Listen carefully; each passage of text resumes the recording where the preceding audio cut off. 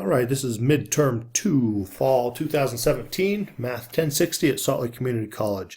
This key is to assist people that did not do as well as they wanted to see how to do these problems and perhaps get some insight for better luck on the final. So, part 2, you may use a calculator. I've already worked this test, so I'm going to pull that out just in case I need. All right, perfect. Find all real numbers in 0 to 2 pi, so we're talking radians, so our answer should be in radians, to satisfy this equation. Sine 2x equals 1/2. Now, first off, where does sine 2x equal 1/2? Where does sine equal 1/2? Sine equals 1/2 and radians and pi sixths and 5 pi sixths, which is great. That's one time around the circle, where they're asking one time around the circle. However, because of this 2x, our last step to solve for x will be divide by 2, which will crunch all of our answers down by half. So if we want all of our answers from 0 to 1 time around the circle, and we know everything can be crunched down, we're going to need to get all of the answers 2 times around the circle, so that when we divide by 2, they'll all crunch down into the appropriate domain. So, 1, 2, 3, 4, 5, 6, 7, 8, 9, 10, 11, 12, 13. Next one, 13 pi 6. I'm getting the answers, these two answers, twice around the circle. 14, 15, 16, 17 pi 6. Now, if this had said 3x, I get 3 times around the circle. If it says x halves, I only have to go halfway around the circle. So what we have is the angle 2x equals, let's see, I did them in the wrong order, pi sixths, 5 pi sixths, 13 pi sixths, and 17 pi sixths. To finish solving for x, we need to divide by 2, which will leave us with x equals pi twelfths, 5 pi twelfths, 13 pi twelfths, and 17 pi twelfths. Okay, these are the answers, and they're all within 0 to 2 pi, because we went twice around the circle knowing this last divide by 2 step was going to happen. Great, I hope this helps. All right, let's continue on problem number 2. Find all real numbers that satisfy the equation. Express your answer in radians with exact values. Okay, so the first off, we need to solve for cosine. So if I add this square root of 2 over, we'll have 2 cosine x equals square root of 2.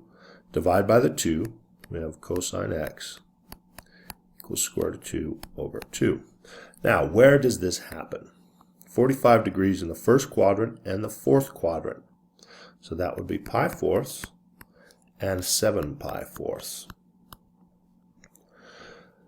To express all real numbers, with pi fourths, if we added a complete 2 pi, we'll be back to another coterminal pi fourths angle. And same thing with 7 pi fourths. So we can write x equals pi fourths plus 2k pi.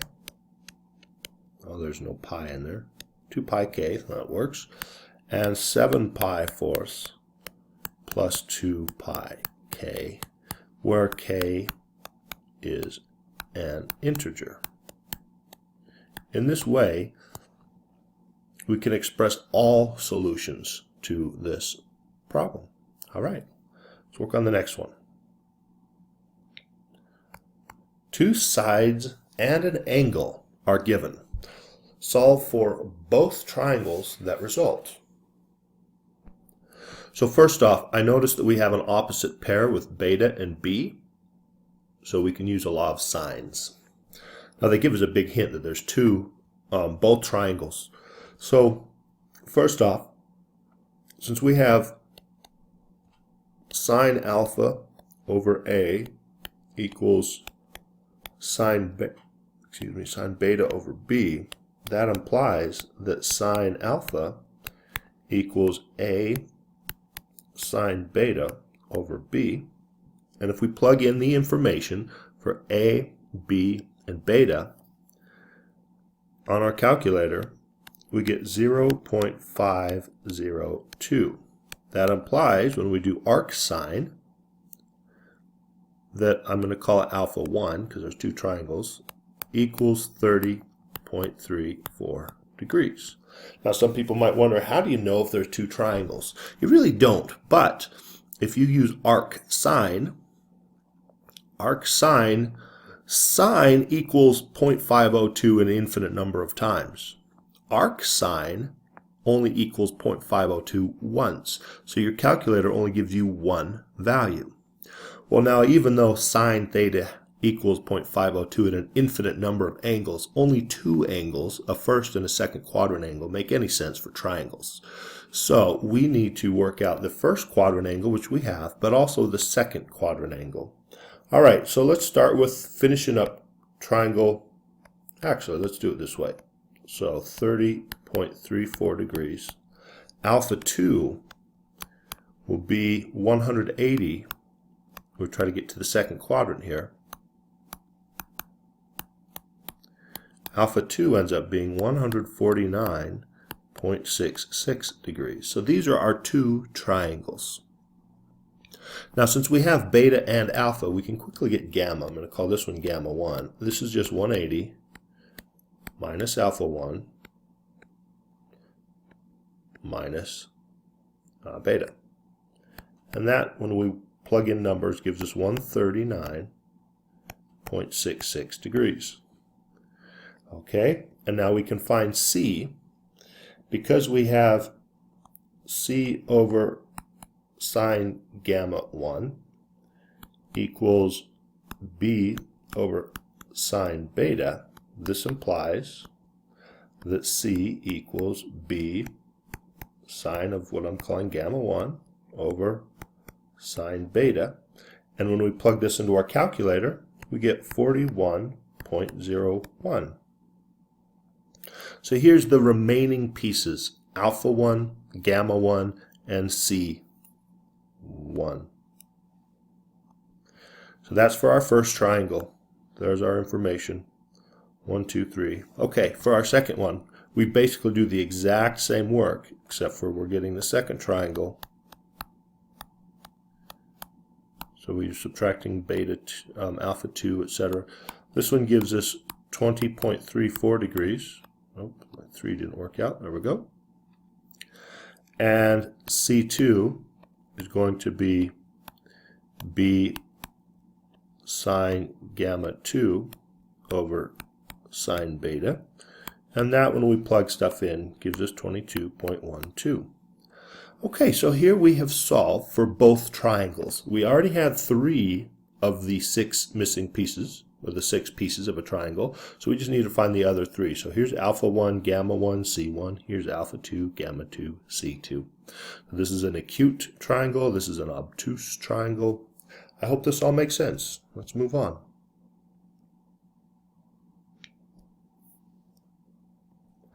Solve the triangle. If necessary, round the answer to 4 decimal places. Okay, so we have, let's see, this is C. Opposite of alpha is A. And opposite of beta is B. Oh, then I write a fancy B. I love it. Let's see. How's this eraser working today?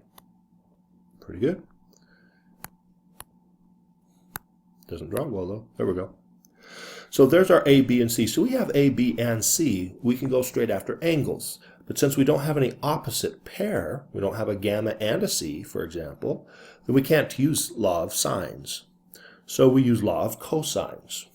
So if I go after, I like to go after the obtuse, the longest angle, because law of sines has trouble, because of the two triangles cases, getting obtuse angles.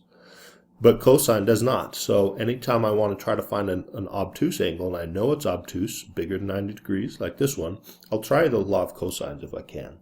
In this case, it gives us cosine of alpha. Now the formula, law of cosines,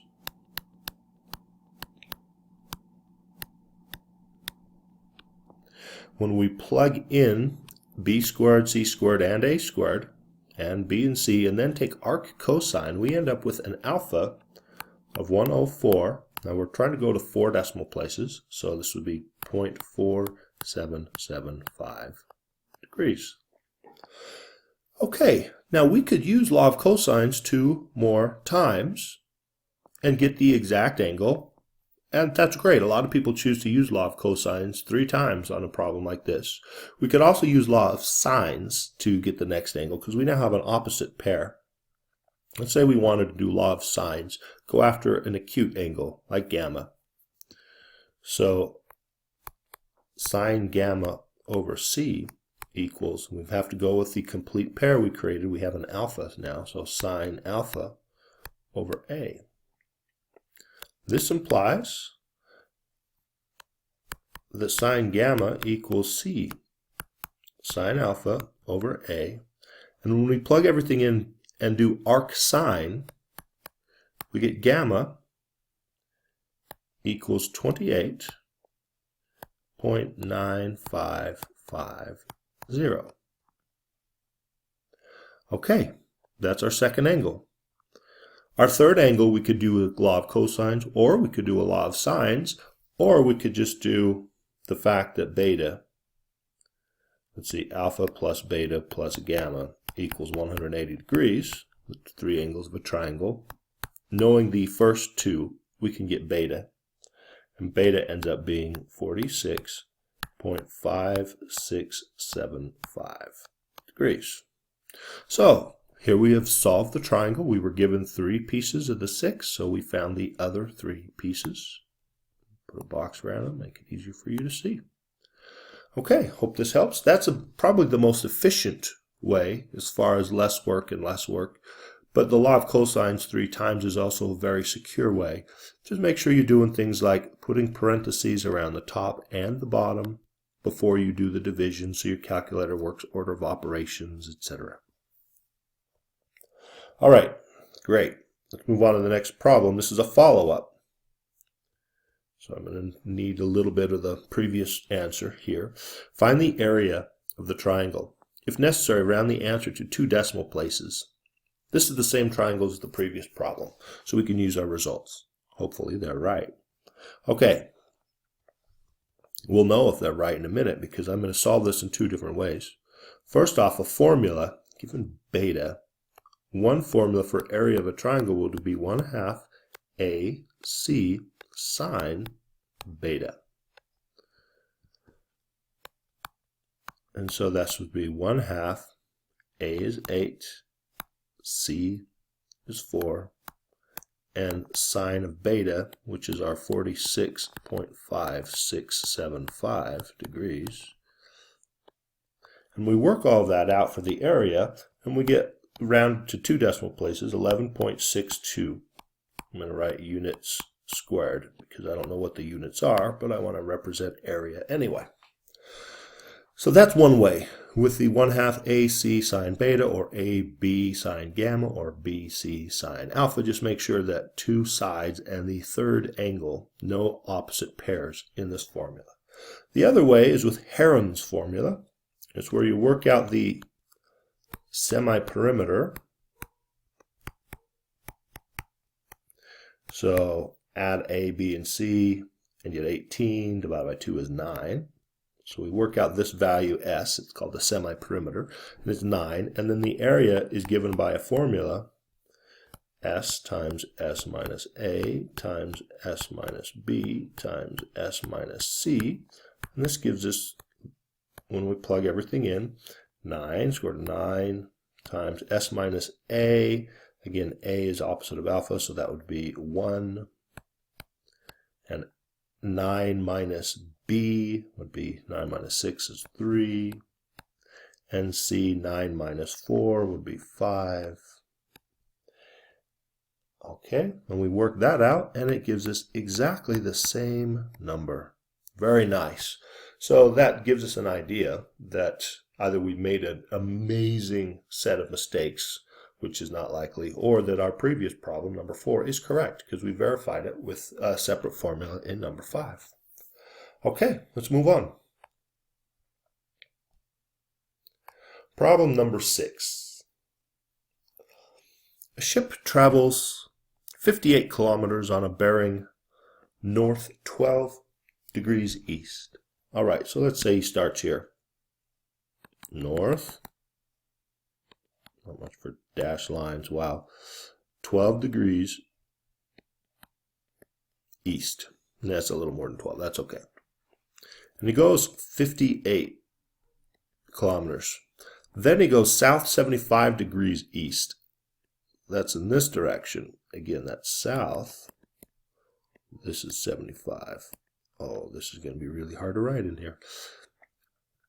Okay, so already I see something we can do besides label this. Wow, I just added a note.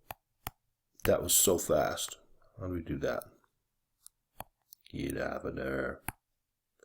Okay, so there's one rule that we use a lot on these, and when we have parallel lines like these north-south lines, and we have a bisector, opposite angles are equal. So this little 12 degrees is the same as this right here little 12 degrees. So right there is 12. And we have here is 75. So that means the entire thing, 12 plus 75, that would give us 87.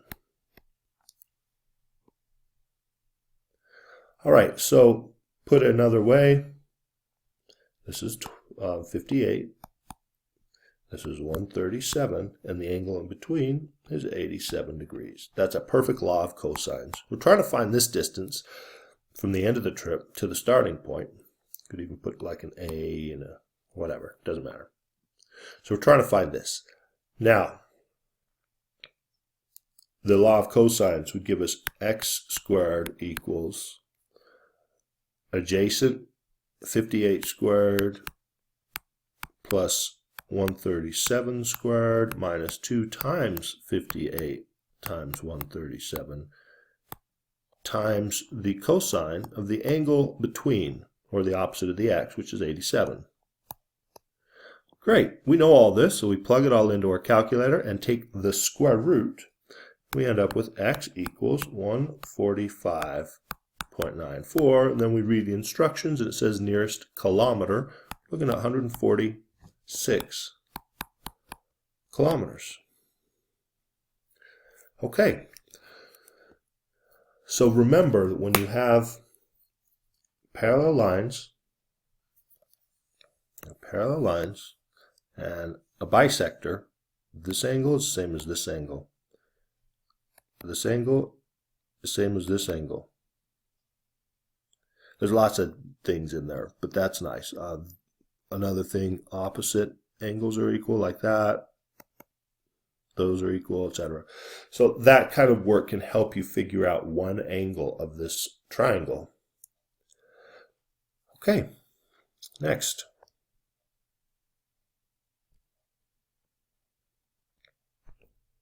We want to find the cube roots of 27i.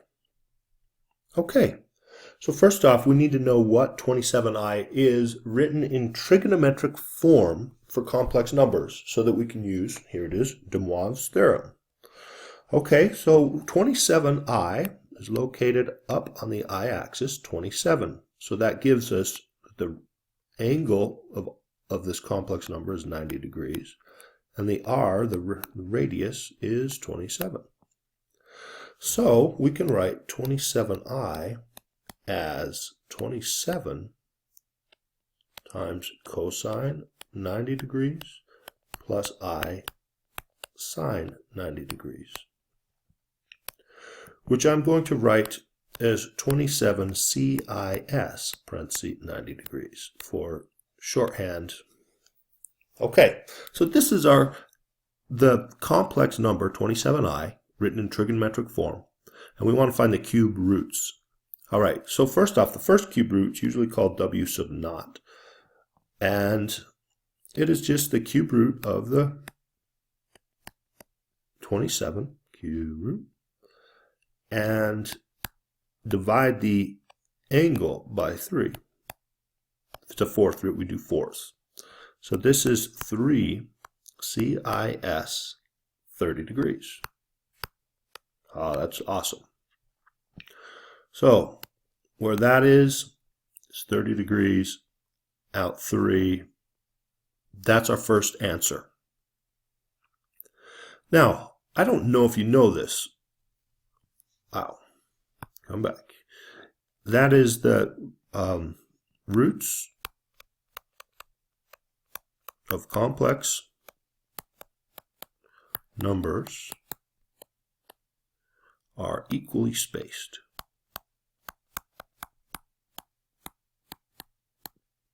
And that's very useful. So we have 360 degrees in a circle, and we have 3 roots.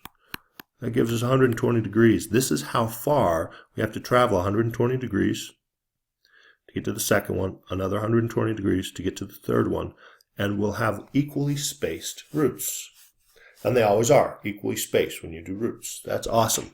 So we have 30 degrees. If I add 1 equal spacing, I get to 150 degrees. That must be this angle.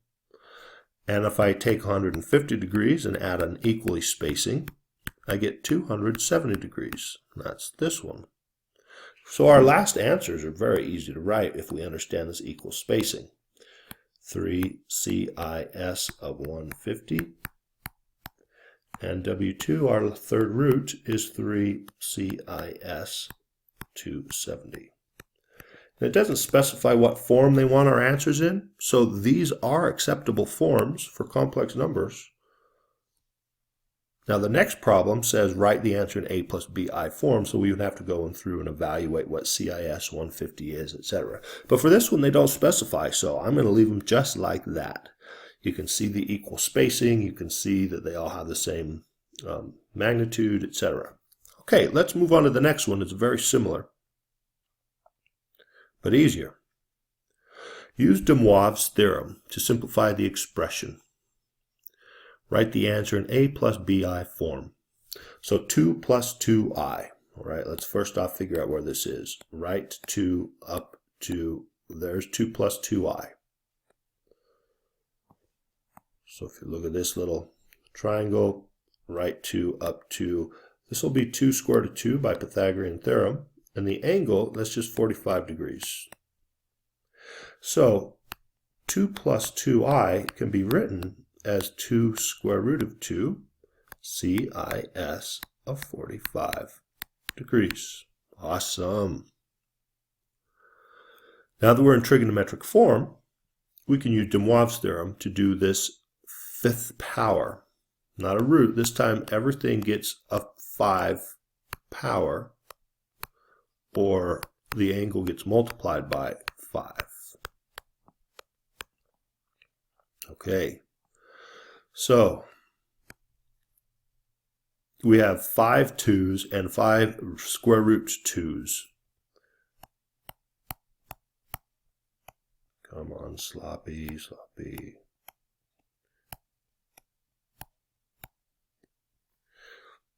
That makes 2. That makes 2. So we have a total of 7 2's. 2 to the 7th is 128. So we have 128, but there's still one more square root of 2. That's how we simplify this number. I'm sure your calculator can do similar. And 45 times 5 is 225, so CIS of 225.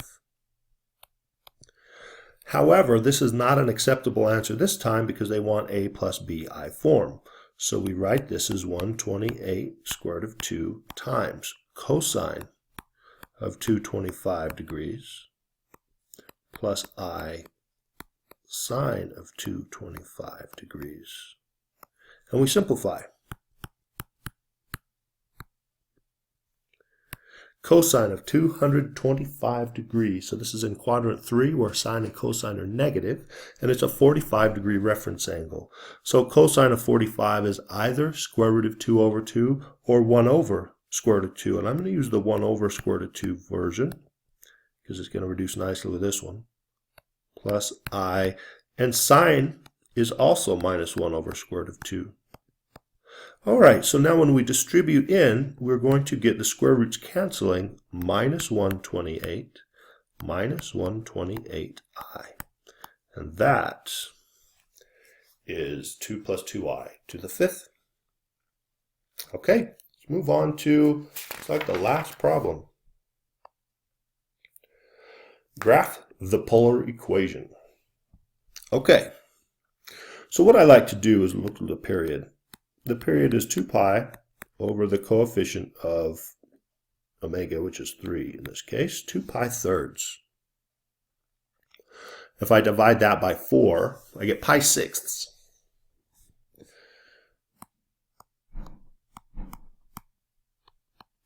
So this gives me the incremental size. I'm going to plot points like this, theta r. I'm going to start with 0, and then pi sixths, then 2 pi sixths, which is pi thirds. What is going on with my... Okay, and then 3 pi sixths, which is pi halves. 4 pi sixths is 2 pi thirds, 5 pi sixths,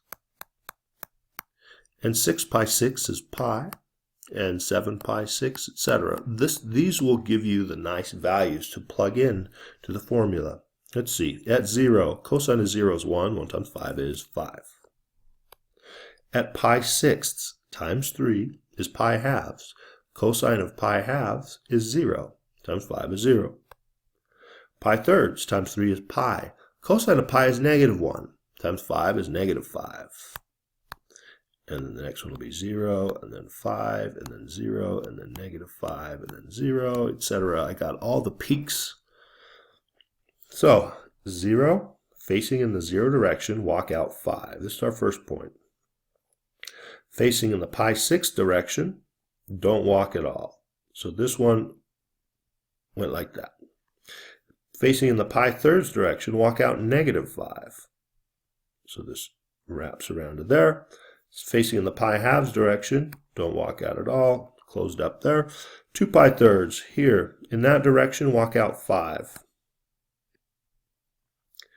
5 pi sixths, in that direction, don't walk at all. And finally, pi, in that direction, walk out negative 5, and we have closed the loop. Great, we have a little 3-petaled rose. And since the tick marks are already labeled, one thing you might consider is labeling that as, let's see, that's 2 pi thirds. And that, see which one was that? That was the, went to there. That was our second one. That's pi thirds. That's negative pi thirds. So what is that? Pi thirds in the second quadrant. Pi thirds, 2 pi thirds, 4 pi thirds. So you might consider that's the kind of thing that you might label, but I'd be fine just with the graph in there because most of it's labeled anyway. Okay, well that completes this. I hope this helps, and 30 minutes out of your time to increase your grade on the final, I hope. Okay, thank you so much.